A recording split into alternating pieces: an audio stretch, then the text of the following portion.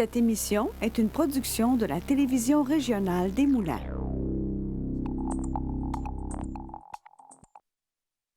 Aujourd'hui, au bulletin. Le salon Contact de l'Association Restauration Québec débarque dans la Nodière. L'organisme Les Amis de la déficience intellectuelle MRC de l'Assomption nous parle de son spectacle bénéfice et on discute des revendications des organismes de la région pour le soutien à domicile. Je suis Charles Lantier et bienvenue à votre bulletin d'actualité régionale.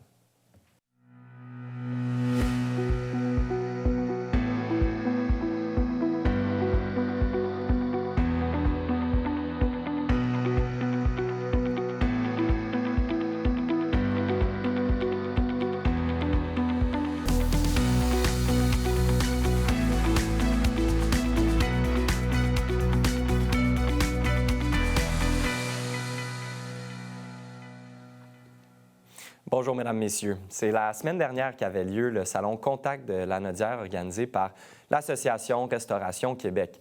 L'événement qui a permis, oui, à plusieurs exposants régionaux de présenter leurs produits à plusieurs restaurateurs a pu faire un arrêt au complexe J.C. Perrot de Saint-Roch-de-la-Chigan. TVRM y était. Voici le reportage. Aujourd'hui, on a accueilli les restaurateurs et restauratrices de la région de la Nodière à notre salon ARQ Contact La Nodière. Aujourd'hui, au complexe J.C. Perrot à Saint-Roch-de-la-Chigan.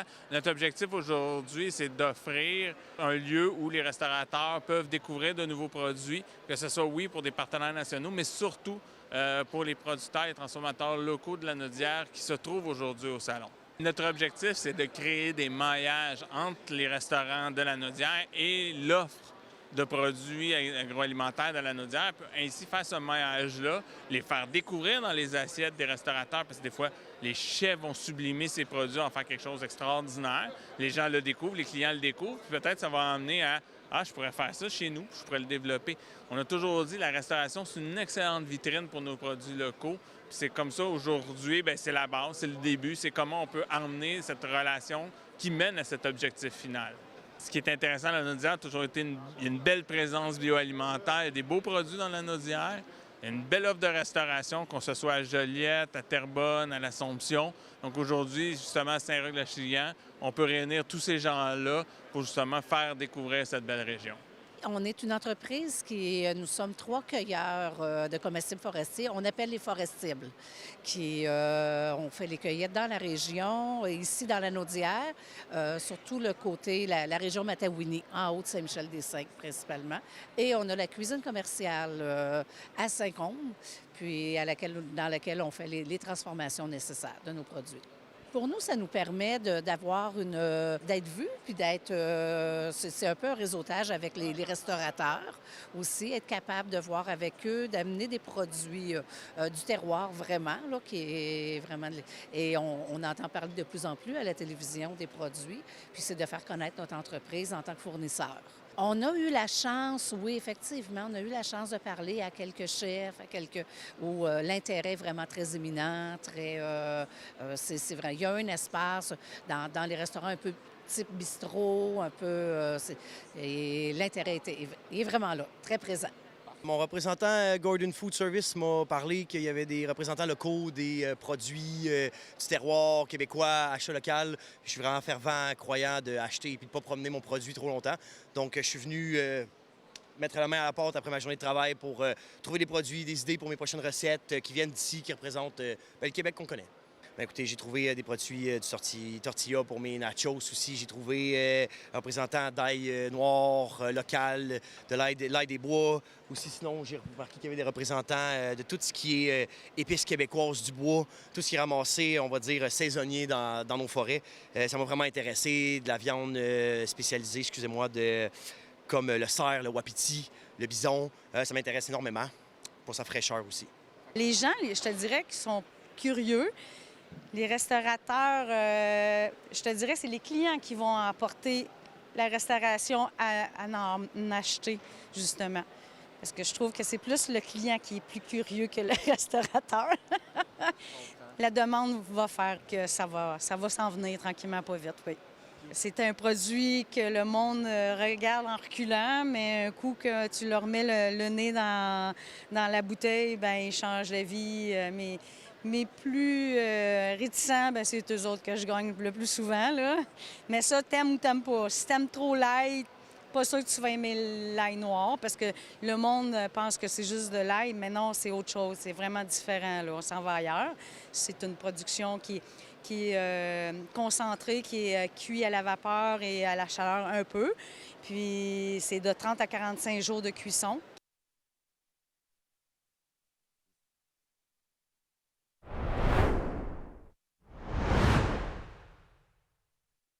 Bienvenue à Rester branché.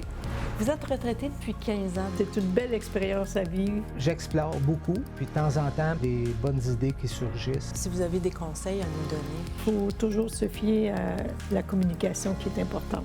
Pour vous, prendre votre retraite, c'était quand même quelque chose qui était facile à décider de prendre. Oui, j'avais aucun stress par rapport à ça. Donc, c'est ça, je m'étais bien préparée pour la retraite, puis je savais exactement ce que je voulais faire. C'est quoi les options qu'on a? La socialisation est très importante. Très important. Vous avez combien de bénévoles à peu près? On est à 95 bénévoles présentement. Oh, 95, ouais. C'est beaucoup. J'aime le faire du bénévolat. J'aime les gens. J'aime les gens. On a une plateforme qui s'appelle jebénévole.ca. Je pense que c'est intéressant de voir qu'il y a des gens qui sont capables de faire des belles choses tout en étant à la retraite. Ça occupe notre mental. Oui. Et ça nous aide à bien vieillir.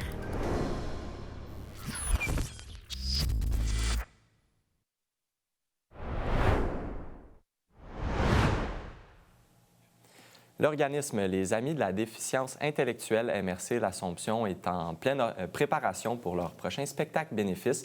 Et afin d'en discuter, je reçois Nancy Junot, directrice générale, et Audrey-Anne Rivet, coordonnatrice de l'organisme. Bonjour à vous. Bonjour, bonjour. Merci de nous recevoir. Ça fait plaisir. D'abord, d'emblée, j'aimerais qu'on parle un petit peu de l'organisme.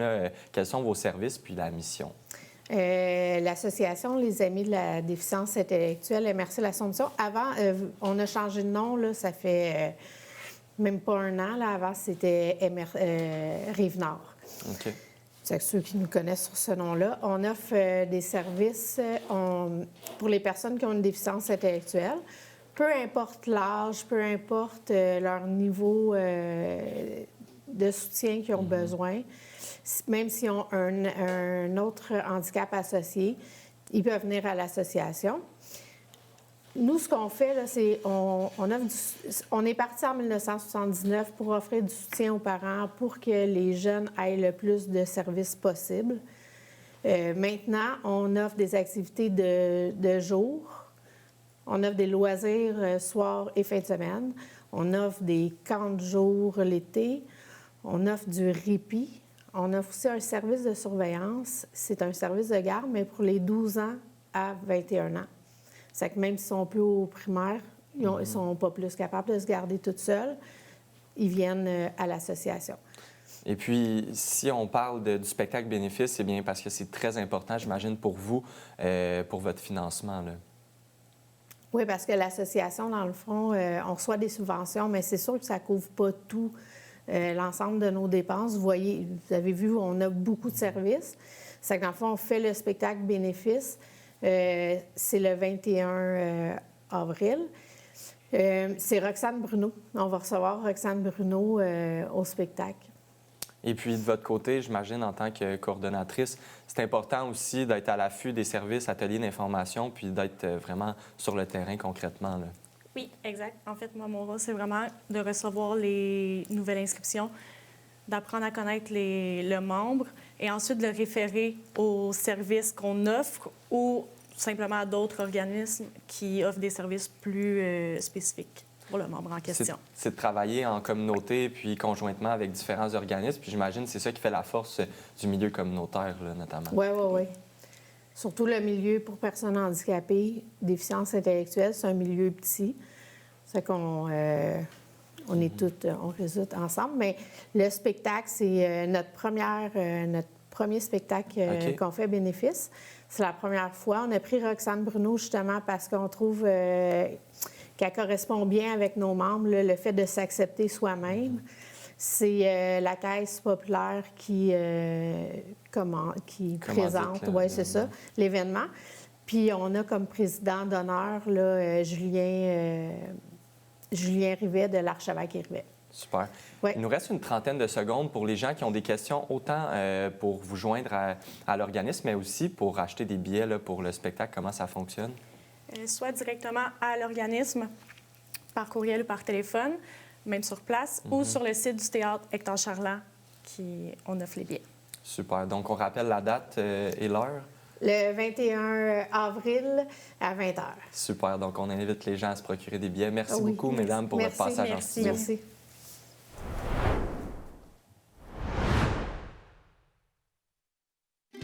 J'adore être une vainqueur. Je fais partie du programme pour enfants amputés des amputés de guerre. Le programme Les Vainqueurs aide les enfants amputés comme moi. Il me fournit les prothèses dont j'ai besoin pour mes activités du quotidien.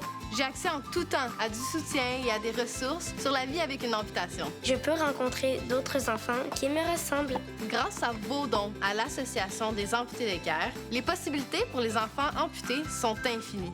Merci! Vous êtes un entrepreneur d'ici, vous avez une histoire à raconter, un parcours unique, des défis surmontés, des réussites à partager?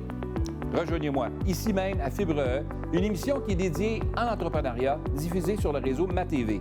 Notre objectif, mettre en lumière les talents d'ici, inspirer la prochaine génération d'entrepreneurs et montrer que oui, c'est possible de réussir chez nous.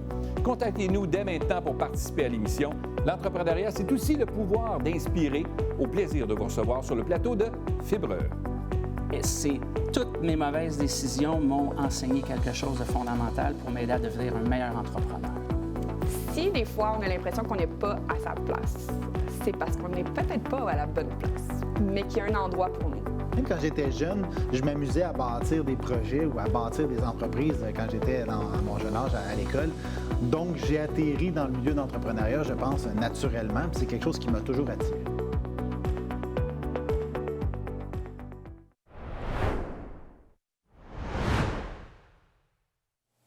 Plusieurs entreprises d'économie sociale en aide à domicile se questionnent sur les décisions prises par le gouvernement quant à la façon de traiter les usagers de ce service. Pour en discuter, je reçois Mathieu Brière, directeur général de la coopérative de solidarité en aide à domicile d'Imavie, ainsi que Véronique Dinel, directrice générale de la coopérative en soutien à domicile MRC de l'Assomption. Bonjour à vous deux. Bonjour. D'abord, d'emblée, j'aimerais qu'on résume un petit peu la situation actuelle.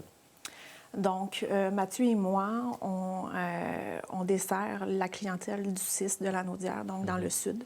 MRC Les Moulins pour Mathieu et MRC l'Assomption pour notre coopérative depuis plus de 15 ans. Donc, on offre des soins du répit à la personne à plus de 410 usagers présentement. Dans les dernières années, on était liés par un contrat gagné dans le cadre d'un appel d'offres public. Dernièrement, on était en renégociation et on a perdu ce contrat-là aux mains des agences privées. Ce qui a fait en sorte qu'on est rentré dans un processus de transition de la clientèle et ce qu'on déplore aujourd'hui, c'est la façon dont est géré ce processus-là. Je me tourne vers vous. C'est la même situation, mais j'imagine que on doit se réadapter dans ces circonstances-là, puis vient avec ça des contraintes aussi, là, au final. Bien, c'est sûr qu'en ce moment, il y a beaucoup d'incertitudes avec les nouvelles qu'on a reçues. On espère notamment, avec certaines interventions qu'on commence à faire, être en mesure de peut-être faire virer la situation de côté. On a beaucoup de questions pour l'établissement. Donc, c'est sûr que oui, ça vient avec des incertitudes pour nos entreprises, pour nos usagers, pour nos travailleurs aussi. Mais de notre côté, on est plus dans la phase de résilience où, avant d'envisager la suite des choses, on travaille à essayer de faire changer la problématique qu'on dénonce là, présentement. Puis quelles sont vos revendications? Est-ce que vous avez eu le temps de vous consulter? J'imagine que c'est prioritaire pour vous, cette situation-là. Tout à fait. En fait, c'est extrêmement grave pour nos entreprises. Donc, il y a deux volets. On a l'aspect de notre clientèle qu'on dessert depuis des années, donc qui sont habitués de recevoir à la maison les mêmes préposés pour donner les soins. C'est des liens de confiance qui sont établis qui assurent la qualité du service qu'on peut offrir. Donc, on parle ici d'un bris de service pour 410 usagers dans le sud de la Naudière qui devront être transférés vers les agences privées. Et d'un autre côté, on a l'ensemble de nos préposés, de nos employés. Donc, dans nos régions, Mathieu et moi, on parle de 150 employés qui risquent de perdre leur emploi et qui ont été formés spécialement dans un programme gouvernemental pour offrir des services à cette clientèle-là. Donc, ils ne pourront pas nécessairement se replacer dans le réseau public, ce qui pose un deuxième problème. Oui, parce que au-delà des solutions, au-delà des décisions prises par le gouvernement, c'est les usagers qui payent le prix dans le futur, là, et futur très proche, là, j'imagine. Exactement. Donc, on crée énormément de désorganisation. Ce sont des gens qui sont déjà dans des situations extrêmement précaires, des gens qui sont malades, qui ont des troubles cognitifs. On a développé des relations avec les proches aidants. On a développé des façons d'offrir les services, de donner les soins, et on vient déconstruire tout ça en un claquement de doigts. De votre côté, on partage un petit peu ce... C'est une situation qui est similaire. Comme vous l'avez dit, on parle de décision du CIS de la Naudière. Puis je pense que c'est un bon terme, décision. Souvent, quand on a des échanges avec eux, on nous laisse sous-entendre que c'est écrit noir sur blanc, qu'il n'y avait pas de marge de manœuvre, puis que les processus d'appel d'offres sont inévitables. Ce qu'on déplore, ce n'est pas l'appel d'offres lui-même. On n'a pas de problème à ce que l'établissement de santé respecte la loi. Par contre, c'est l'application des critères de qualité qui a été mis en place qu'on déplore. On aurait aimé qu'il y ait davantage de rigueur qui soit fait de ce côté-là de la part de l'établissement pour s'assurer que le CIS de la Naudière, au lieu de se tourner vers des agences privées, s'il doit le faire, ait cherché du personnel qui est qualifié. On a parlé tout à l'heure de la formation de notre personnel. Il n'y a pas ça dans toutes les agences. Véronique l'a soulevé également. Là, ce qu'on craint le plus, c'est le bris de service pour notre clientèle actuelle et que les remplacements qui soient envoyés au détriment de nos propres usagers soient une main-d'œuvre qui n'est pas qualifiée. Donc, ça dépasse, là, oui, on a tout le volet psychologique, la détresse, mais également la sécurité de nos usagers est en jeu là, actuellement. Puis on se tourne vers, en fait, le même point, mais en fait, un peu plus tard à l'émission, il va y avoir un reportage diffusé là, sur notre présence là, de TVRM à vos locaux. Oui. Mais la situation a beaucoup changé depuis ce verdict-là, en fait. Vous êtes venu nous visiter il y a environ 2 semaines. On n'était pas dans la même situation, donc c'est sûr que le reportage représente une image de la coopérative qui est plus dans son habitude, qui était dans un contexte différent. Mais je trouve ça intéressant de voir quand même, de montrer aux gens comment est-ce qu'on fonctionne quand on est dans un bel environnement, si je peux dire. Bien, merci de votre passage en studio, puis on va continuer de surveiller la situation, oui. Merci. Donc, un gros merci. Puis bonne fin de journée. Merci.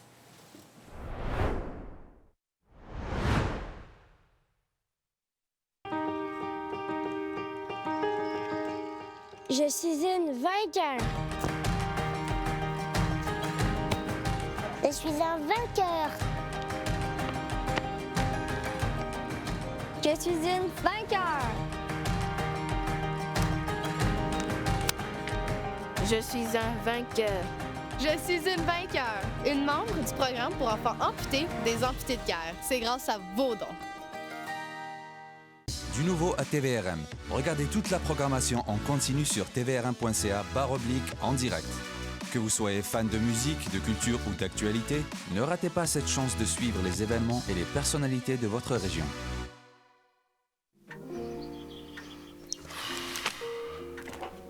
Bon dimanche tout le monde et bienvenue à votre rendez-vous dominical, votre télé bingo.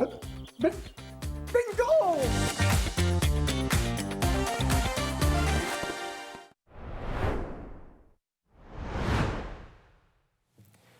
Alors que le soutien à domicile traverse une période d'incertitude, comme discuté avant la pause, nous avons voulu mieux comprendre comment ces services s'organisent au quotidien. Dans ce cadre, ma collègue Naila Hood s'est rendue à la coopérative de soutien à domicile de l'Assomption pour mieux comprendre le fonctionnement et surtout entendre celles et ceux qui y travaillent et les raisons humanitaires qui les motivent, les raisons humaines, oui, qui les motivent à s'engager dans cette mission. Voici son reportage. Nous, la coopérative, notre mission, c'est d'offrir des services et des soins aux gens pour qu'ils puissent rester le plus longtemps à la maison. Donc, aujourd'hui, qu'est-ce qui est intéressant, c'est qu'on va vraiment pouvoir faire le tour de nos bureaux administratifs. Vous allez pouvoir voir les gens qui sont derrière la coopérative, qui l'administrent, qui la gèrent. Puis des fois, c'est une face cachée un peu de l'entreprise parce qu'on parle beaucoup des préposés en soutien à domicile qui ont un rôle hyper important. Mais tous ensemble, avec l'équipe administrative, c'est comme ça qu'on réussit à bien mener notre mission. On a environ 120 préposés sur la route qui vont offrir directement les services à notre clientèle. Et derrière tout ça, ou même en dessous de tout ça, si je peux dire, on a l'équipe administrative. On est vraiment là pour jouer un rôle pour soutenir l'ensemble de nos employés sur le terrain et l'ensemble de nos clients. plusieurs des gens que vous allez rencontrer, ça fait plusieurs années qu'ils travaillent pour la coopérative. Donc, la plupart du personnel, ça fait 10 ans et plus qu'on travaille ensemble, ce qui amène une super belle énergie d'équipe. Puis on a réussi à construire des belles choses au fil des années ensemble. Ça va faire 12 ans au mois de février que je travaille ici à la coop. J'ai débuté en gestion des ressources humaines, puis de fil en aiguille, je me suis rendue à la direction générale. Puis je dois mentionner que quand je suis arrivée ici, je suis vraiment tombée sous le charme de la coopérative, de par sa mission sociale, de par les employés qui sont là pour les bonnes raisons. Donc je sentais que, à ma façon, je pouvais aussi contribuer à aider les gens.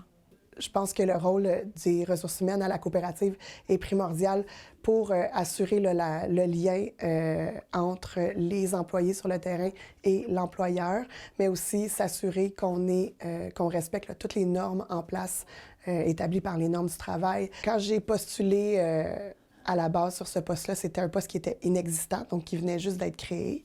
J'ai postulé là, pour une question de défis supplémentaires dans mon domaine, mais assurément parce que la mission me parlait beaucoup. La décision qui a fait que je suis venue travailler ici dès le départ, c'est que moi-même, j'ai bénéficié du soutien à domicile. J'avais une infirmière qui venait, ou une auxiliaire, dans le fond, qui venait à la maison pour m'aider quand j'ai accouché de mes bébés. Et quand j'ai été prête à réintégrer le marché du travail, j'ai vu en fait une annonce et là, j'ai dit « Ah oui, moi, je veux faire ça ». Donc, j'ai commencé sur le terrain. J'allais aider les gens, même chose, préparation de repas, ménage, courses, il y avait même du répit. Ça fait peut-être 6 ans que je suis coordonnatrice à l'affectation. Il y a aussi 2 différentes catégories d'employés à gérer, donc pour s'assurer de la continuité des services, s'assurer de valider que si on a besoin du personnel, il faut lever le flag, comme on dit, pour aller en embauche. On reçoit aussi, ça prend quelqu'un qui dirige qui fait quoi, où sont les urgences, où est-ce qu'on met les priorités. Donc, ça prend vraiment quelqu'un qui dirige, un peu comme un chef d'orchestre, on va dire ça comme ça. Construire les horaires, déconstruire les horaires, appeler les clients, parler avec les employés, beaucoup de communication aussi avec le CLSC. Moi, j'ai débuté, comme je vous disais, comme préposée. J'ai été aidante naturelle. C'est ça qui m'a emmenée à ça. Dans le fond, j'ai été aidante naturelle pour mes parents. Ensuite, j'ai été pour les autres, servir les autres, après avoir aidé mes parents. Puis c'est ça qui m'a emmenée, j'ai vu l'importance de ça, d'aider les gens, d'aider, puis je crois aussi au maintien à domicile. Moi-même, un jour, je voudrais, mes parents, ils ont vécu jusqu'à la fin à domicile, c'est comme si je veux apporter encore aujourd'hui ma contribution à ça, parce que je trouve que c'est très important que les gens demeurent, qu'ils décident eux-mêmes. Ils veulent rester à la maison, bien, il faut qu'il y ait le soutien pour ça. On est là pour les soutenir dans leur travail, pour les aider, pour trouver des solutions ensemble quand il y a des problématiques. Parce qu'il faut se le dire, c'est pas toujours facile, mais c'est un beau métier. C'est pas facile, mais c'est un beau métier, puis nous, on est là pour ça. Donc, il faut être là, on est très présent pour eux, autant que ce soit au téléphone ou s'ils ont besoin de nous parler ou quoi que ce soit. Fait que c'est très encadré ici. C'est moi la première qui communique avec les aidants. Autant, tu sais, quand ils ont des questions, des fois, ils ont un malaise aussi parce que c'est pas évident, quand on est aidant naturel aussi, de faire entrer des gens chez nous, des gens qu'on connaît pas, des inconnus. Mais moi, étant donné que j'ai touché un peu à tout ça, bien, je les écoute, je les comprends, puis je peux leur donner des conseils aussi. Ça va faire 16 ans que je travaille à la coopérative. J'ai vraiment beaucoup de chance parce que je suis tombée sur mon X. Sincèrement, je ne pensais pas qu'une aventure comme celle-ci pouvait être possible pour moi. Dans mon travail de superviseur, je suis entre l'écorce et l'arbre. Je suis la personne qui accompagne la préposée, les préposés dans leurs tâches. C'est quand même quelque chose à faire étant donné que nos employés sont dispersés sur le territoire. territoire de la MRC l'Assomption. Donc, tout ce qu'on a comme matériel sert à nous relier à eux. On fait aussi des visites de courtoisie. On va voir autant les membres utilisateurs que les travailleurs fonctionner sur le terrain, s'assurer qu'ils sont en santé, en sécurité lorsqu'ils donnent des services. On fait des accompagnements situationnels, donc dans des cas plus complexes où ils ont besoin d'un autre angle de vue de ce qu'ils vivent sur le terrain pour pouvoir mieux accomplir leurs tâches. Comment se passe une formation, finalement? Bien, on essaie de vulgariser l'information qu'on offre aux préposés, que finalement, ils puissent retenir seulement la technicalité des services qu'ils donnent. Donc, on a un logement témoin. On est très chanceux d'avoir ça à la coopérative de la MRC l'Assomption. Donc, on a tout ce qu'il faut dans ce local-là pour enseigner ce qui se passe dans un logement ou dans une maison de nos usagers.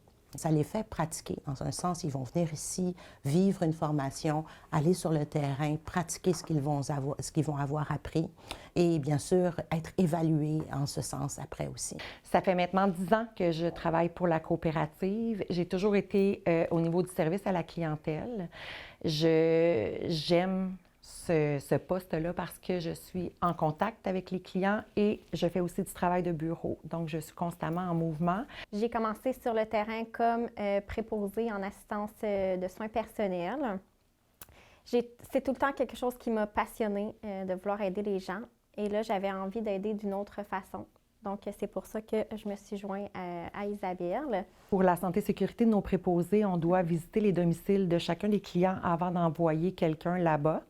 Donc, quand moi et Marie-Pierre, on se présente chez quelqu'un, on fait vraiment l'évaluation de l'endroit et l'évaluation aussi de la personne. On essaie d'en savoir un petit peu plus sur son état de santé ou, tu sais, quand il y a des soins à la personne, sur ses habitudes de vie et tout ça.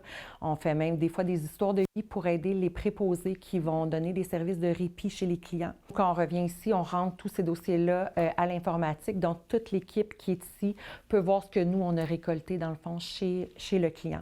Donc, c'est bon pour les préposés, c'est bon pour l'équipe administrative. C'est vraiment nous qui faisons le lien entre la clientèle, dans le fond, et tout le reste de la coopérative.